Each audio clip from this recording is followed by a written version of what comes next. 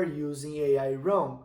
And today most people fall into two boxes when it comes to AI. So either they are afraid of it and they think it will take their job and this will be the end of humanity, or they use it for absolutely everything, from writing a LinkedIn post to creating whole presentations. However, there is a fine line in between those that is actually the only way that AI can indeed help with your work. In the last episode of Blueprinted, we talked about how to test out new ideas precisely for new formats of content and new types of content, and how to find out what actually works in practice. So now that we know what actually works, the question becomes how to make it faster and how to make it faster without losing quality. Because in contrast to what most people think, this is not a trade. You do not have to trade your quality for consistency or for quantity. And this is when AI came here to help us.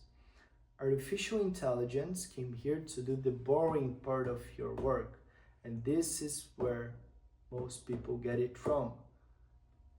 Artificial intelligence came here to help you with scheduling, with repurposing, with the first draft of your captions or your scripts for your publications, and not to do the thinking. You are the responsible for the thought process, for applying the perspectives that you support, the perspectives that you believe, and for creating the idea itself. And this line, from creation to operation, is everything. Eventually, the creators who figure this out will move faster, will think clearer, and will never burn out again from waiting for inspiration. And those who don't will either do everything manually and get exhausted, or will just be another one doing some generic garbage. But now let's understand, why are there so many people burning out from this? So here's the thing, most creators don't burn out because they lack ideas.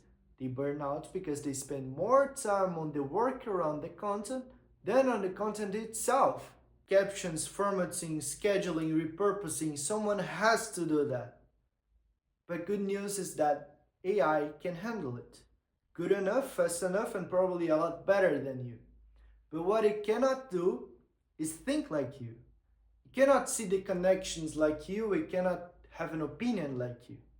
So when you are actually delegating the operational work to AI, you're not just cutting corners.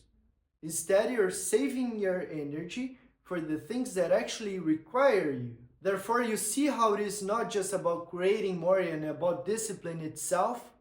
It is more about thinking better and just leaving the rest to follow with it. But let me show how that works in practice. When I sit here to create something for GARAGIQUE, the thinking part, so the angle, the perspective, the narrative, that's all mine. I read, I research, I let an idea sit for an entire week for it to be ready. And only then that I bring AI in, maybe to help me structure the first draft, maybe to suggest me some formats, maybe to help me checking some information, things that would take me an entire afternoon, and that now will take me like an hour. And that is the workflow. Human first and AI after. Firstly, you think, and then you delegate. Always in that order. Always. Thus, just as a normal business usually has a creative associate, as well as a technical one, an operational one, the same rule applies here.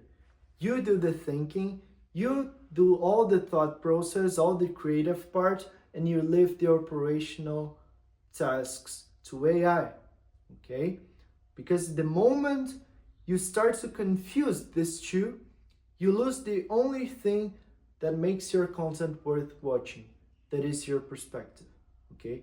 So we use AI to move faster to do the things that doesn't require you and focus on the things that do require you. Give AI the boring work and keep the thinking to yourself. Or stop doing what AI can do and start doing what it can't.